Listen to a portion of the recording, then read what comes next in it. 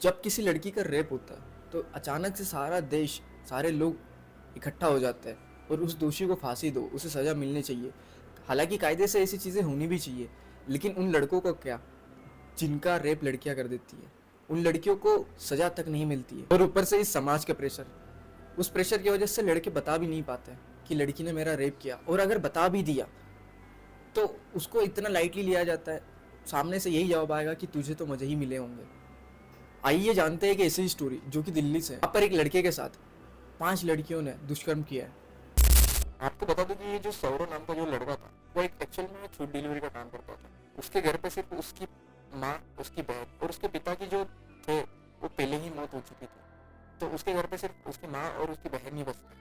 अब family pressure होने की वजह से सौरव अपने स्टडीज के साथ साथ एक part time job as a food delivery boy भी करता था।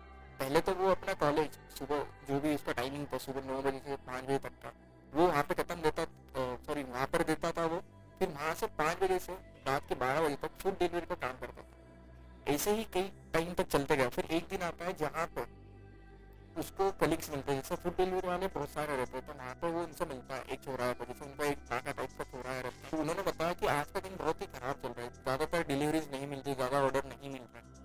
तो सौरभ भी थोड़ा मायूस सा हो चुका था और काफ़ी टाइम भी हो चुका था, लगभग ये मान के चलिए उसकी शिफ्ट या फिर जब तक वो काम करता था, जहाँ तक उसकी हिम्मत थी 12, 12:30, 1 बजे तक काम करने की, वो तब तक उसने काम किया। फिर उस दिन उन्हें जब उसके दोस्तों से उसकी बात हुई तब उसे पता चला कि उतना आज डिलीवरी वगैरह या फिर नहीं मिल, आज उतना ज़्यादा ऑर्डर नहीं मिल पा रहा, आज उतना ज़्यादा ऑर्डर नहीं मिल पा रहा। तो वो थोड़ा मायूस सा हो चुका था।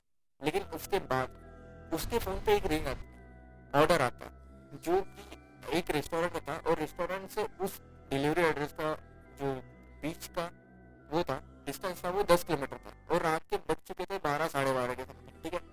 अब यहाँ से होता ये है कि जब वो बचता है, और वहाँ पे एक ऑर्डर में से सिर्फ एक सिंगल पिज्ज़ा था, इसके अलावा कुछ नहीं था। अब वो भी सोच रहा था कि इतनी रात को कोई इतना छोटा ऑर्डर क्यों कर रहा है, वो भी इतनी दूर से। लेकिन उसने इतना ज़्यादा ध्यान नहीं दिया, उसका काम था उस चीज़ को डिलीवर करना। उसने वहाँ रेस्टोरेंट पे गया, उसने वहाँ से ऑर्डर पिक किया, फिर वो उस एड्रेस की ओर निकल पड़ा। अब वहाँ पर जब भी आप सारे यूज़ करते होंगे फूड, सारे जोमेटो वगैरह या फिर स्विगी वगैरह यूज़ करते हो, आप देखते हो कि राइडर की लोकेशन कंटिन्यूस दिखाती रहती है, अपडेट करती रहती है यहाँ पर कि राइडर कहाँ पहुँचा है, कहाँ नहीं पहुँचा। और अक्सर सिटी वगैरह में रास्ते 10 किलोमीटर का डिस्टेंस यहाँ तो बहुत ज़्यादा दूर लगता है, कभी कभी यहाँ तो बहुत ज़्यादा पास भी लगता है, जहाँ पे अंदर अंदर बहुत सारा है, हमें नहीं पता चलता कभी कभी। अब वो वहाँ से निकला अपना ऑर्डर पिक करके, और तकरीबन वो वहाँ पर पहुँचता है कुछ 20 या 15 या 20 मिनट में। अब वहाँ पर एक लड़की ऑर्डर लेने आती है जो कि नशे में रहती है। ठीक है। अब वो जैसे ही ऑर्डर लेने आती है, वो ऑर्डर अपना पिक करती है। अब वो बोलती है कि मेरे पास नहीं ऑनलाइन है, मैं आपको कैश लेके देती हूँ। तो वो वहीं पर बाहर ही वेट करता है, और वो गली में जो था वो काफ़ी अंधेरा था रास्ता। तो उसने बोला कि ठीक है, मैं बाहर ही वेट करता हूँ, आप जो भी पेमेंट है वो वापस लेके ही है, मैं आपको तो लेके कलेक्ट करके निकल लूँगा आगे। लेकिन वो लड़की उसको वेट करवाती है थोड़ी देर, और उसको ऑफर भी करती है कि आप अंदर आ जाइए, आप अंदर वेट कीजिए, मुझे थोड़ा ढूंढना पड़ेगा, कैश वगैरह ढूंढना पड़ेगा मुझे। और हालांकि वो नशे में भी थी, लेकिन ये अंदर नहीं गया, ये थोड़ी देर बाहर ही खड़ा रहा। लेकिन फिर वापस वो लड़की उसको ऐसे फोर्सफुली तो नहीं बोल सकते, लेकिन बार बार उसने बोला।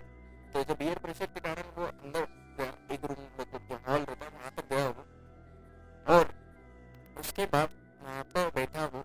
अब वो लड़की उससे पहले तो बहुत प्यार से और बहुत तहजीब से बात कर रही थी, एज ए रिस्पेक्ट बात कर रही थी। लेकिन थोड़ी देर बाद उन्होंने उस कमरे का गेट बंद कर दिया और उसको वहाँ पर बिठाया, और उसे एज ए फोर्सफुली, मतलब जो पहले लड़की जो पहले एकदम रिस्पेक्टफुली और बहुत तेजी से बात कर रही थी, बहुत अच्छे से, बहुत शांति से बात कर रही थी, वहीं पे वो उसका दूसरा एक तरीके से अपरिचित बन गई है। एक तरीके से वो पूरी तरह से चेंज होकर बहुत तेज आवाज में, बहुत गुस्सा गुस्सा बात करना स्टार्ट कर दिया उसने। अब जब लड़का अपने आसपास का माहौल देखता है तो चीज़ें वो नोटिस करता है कि मतलब उनकी तो पार्टीज़ वगैरह चल रही थी वहाँ पे, बहुत सारी शराब वगैरह ये सब चीज़ें रखी थी आइट साइड में, और वो जो लड़कियाँ थी वो भी शराब के नशे में ही थी। और जो पर्टिकुलर लड़की जब ऑर्डर लेने आई थी वो लड़की भी शराब के नशे में ही थी।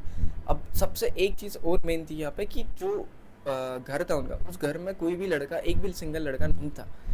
और जब ये सब चीज़ें हो रही थी तब वो उसको ऑफ़र करती है कि तुम हमारे साथ ज्वाइन कर लो, तुम हमारे साथ पार्टी करो, ये सब चीज़ें। लेकिन वो लड़का इतना सीधा था, उसने वो चीज़ को मना किया और उसके माइंड में उस टाइम पे चल रहा था कि हाँ ठीक है, मुझे सुबह कॉलेज जाना है, मुझे यहाँ से जल्द निकलना है, सुबह कॉलेज जाना है, स्टडीज़ करना है, घर पे मम्मी है, बहन है, काफ़ी समय हो चुका है, काफ़ी रात हो चुकी है, मुझे घर जाना है, ये सारी चीज़ें। लेकिन कोई और लड़का होता तो मैं भी शायद ज्वाइन कर लेता, या फिर इंजॉय करने के हिसाब से चलो ठीक है, लड़कियाँ लड़के ही तो है, लड़के नहीं है, अपने भी मज़े हो जाएंगे इस टाइप से। लेकिन वो लड़का उस टाइप से नहीं था। अब वो सारी चीज़ें मैंने आपको जैसे पहले भी बताया कि जब वो लड़की फर्स्ट टाइम पे वो जब ऑर्डर डिलीवर करने आया था, तब उसका बिहेवियर बिल्कुल ही अलग था। लेकिन जब वो अंदर से आती है वापस, तब उसका सडन बिहेवियर पूरी तरह से चेंज होता था। बात करने का तरीका, बॉडी लैंग्वेज, हर चीज़ चेंज हो जाती है। उस लड़के को घूर घूर के देखना स्टार्ट कर देती है, उसको एकदम बात बहुत ऊंची आवाज़ में और बहुत बदतमीज़ी से बात करना स्टार्ट कर देती है।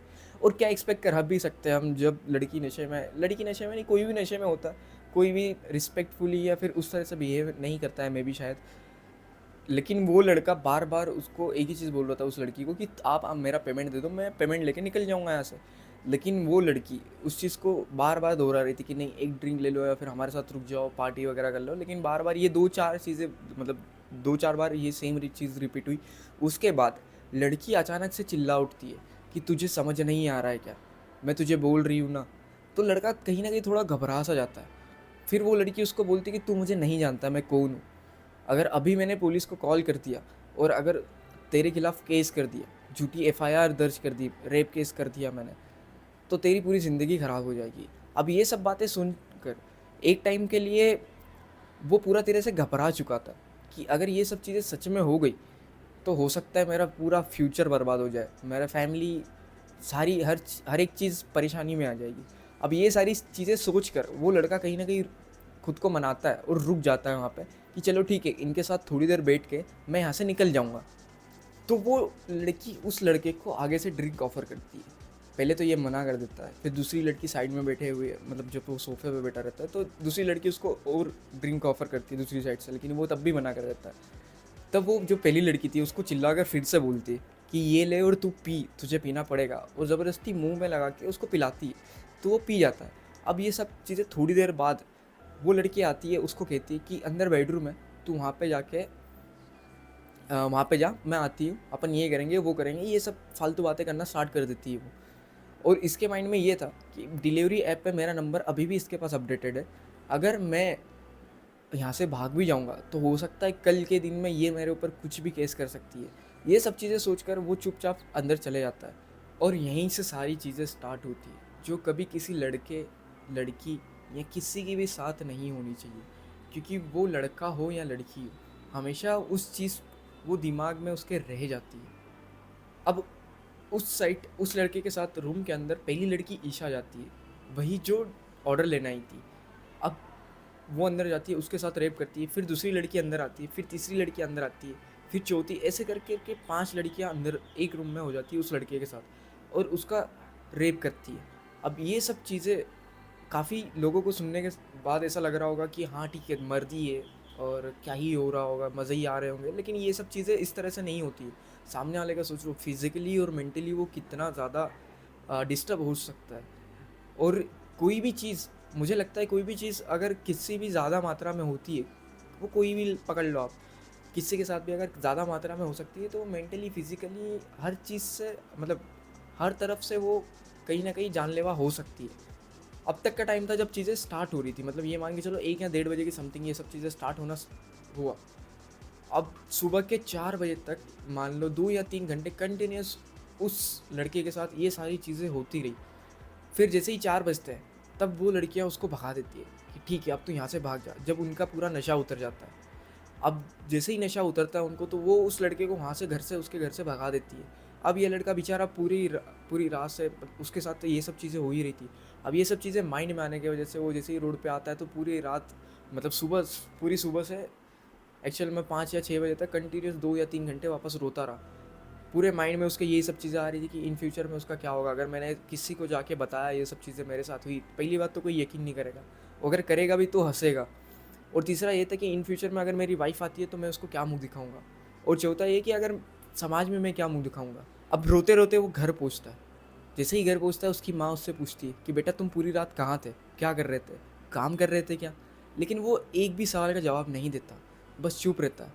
और वो सोचता ये है कि अगर मैंने किसी को बताया या फिर अभी मैंने कंप्लेन करने की भी कोशिश की तो समाज में मेरा ही नाम खराब होगा, मुझ पर ही लोग हंसेंगे, और इसी डर से उसने कुछ भी नहीं बोला और वो चीज़ वहीं थम जाती है।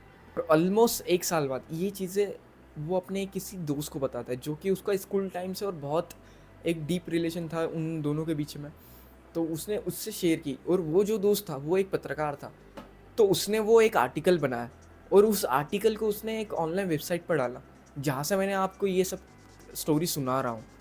और मैं आपको बता दूँ कि ये लड़का खुद भी नहीं चाहता था कि वो उसकी फैमिली या फिर उन लड़कियों का या फिर उसका खुद का नाम भी सामने आए।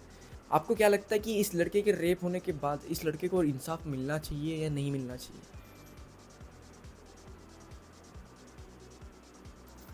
आपका क्या कहना है कमेंट में ज़रूर बताइए, और ऐसे ही वीडियोस के लिए मुझे, और आपका क्या कहना है कमेंट में ज़रूर बताना। एंड सब्सक्राइब टू, आपका क्या कहना है कमेंट में बताना, and subscribe to the channel, because अभी फ़िलहाल में जो मेरा चैनल वो बहुत लो सब्सक्राइबर्स पे है। काफ़ी पिछले 8 महीनों से मैंने इस चैनल पे मैंने वीडियोस नहीं डाली, कुछ पर्सनल इश्यूज़ की वजह से। ये सारी चीज़ें मैंने आपको स्टार्टिंग में भी बताई थी, लेकिन कहीं ना कहीं अब मैं इस चीज़ को डेली करने वाला हूँ। तो प्लीज़ कमेंट में बताना कि मुझे किसी चीज़ की नीड है सुधारने की, या फिर किसी चीज़ को अपग्रेड करने की ज़रूरत है। तो प्लीज़ कमेंट में बताना, and please subscribe this channel, ताकि मुझे भी थोड़ा मोटिवेशन मिले और भी ऐसे वीडियोस बनाने का।